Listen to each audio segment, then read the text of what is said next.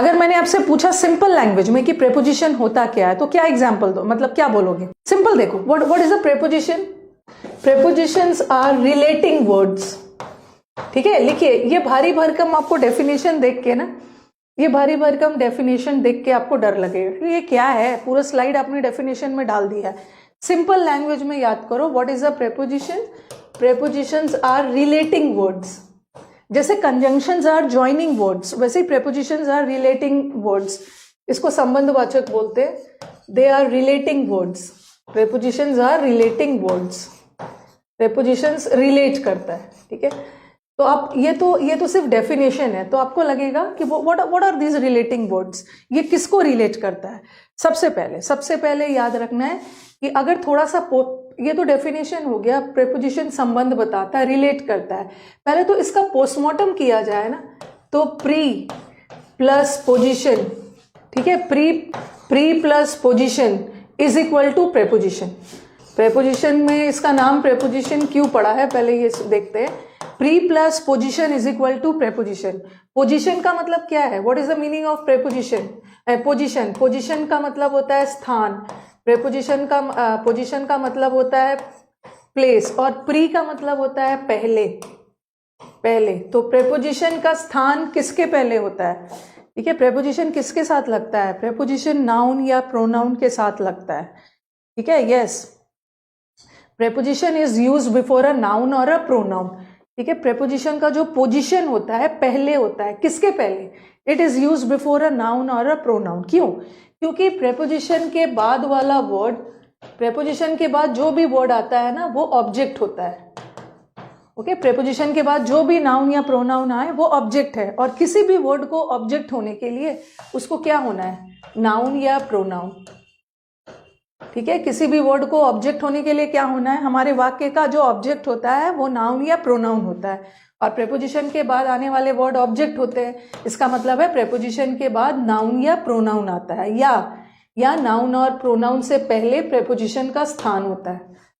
ठीक है, यस, तो ये इतना तो आपने सीखा, pre plus position is equal to preposition.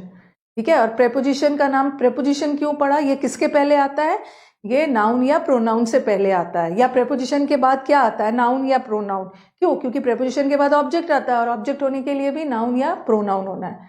और दूसरा, फिर आपके दिमाग में एक आएगा कि ये प्रेपोजिशन रिलेट करता है। ये किसको रिलेट करता है? ये जो प्रेपोजिशन है ये किसको रिलेट करता है?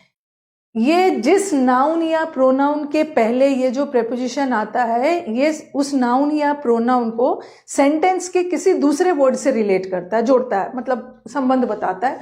यहां पे देखना, यहां म्यूजिक क्या है? He is fond of music. Music is a noun. तो यहां पे देखो प्रेपोजिशन किसके पहले आया? म्यूजिक के पहले।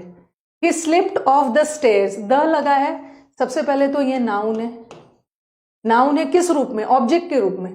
ठीक है, ऑफ प्रेपोजिशन है, और प्रेपोजिशन के बाद ऑब्जेक्ट आता है, ऑब्जेक्ट है, और स्टेयर्स भी ऑब्जेक्ट है। ओके, और यहां भी है प्रेपोजिशन का ऑब्जेक्ट। और ये जो ऑन है ये प्रेपोजिशन है, ये किसके साथ आ रहा है? नाउन के साथ। यहां भी नाउन के साथ, और यहां भी नाउन के साथ। और प्रेपोजिशन का काम क्या है? जिस नाउन या प्रोनाउन के साथ वो लगता है उसका संबंध सेंटेंस में किसी दूसरे वर्ड के साथ बताता है, और वो दूसरा वर्ड कुछ भी हो सकता है। ठीक है, वो जिस नाउन या प्रोनाउन के साथ वो लगता है ना, उसका संबंध सेंटेंस में किसी दूसरे वर्ड के साथ बताता है, और वो दूसरा वर्ड नाउन भी हो सकता है, एडजेक्टिव भी हो सकता है, एडवर्ब भी हो सकता है, कुछ भी हो सकता है।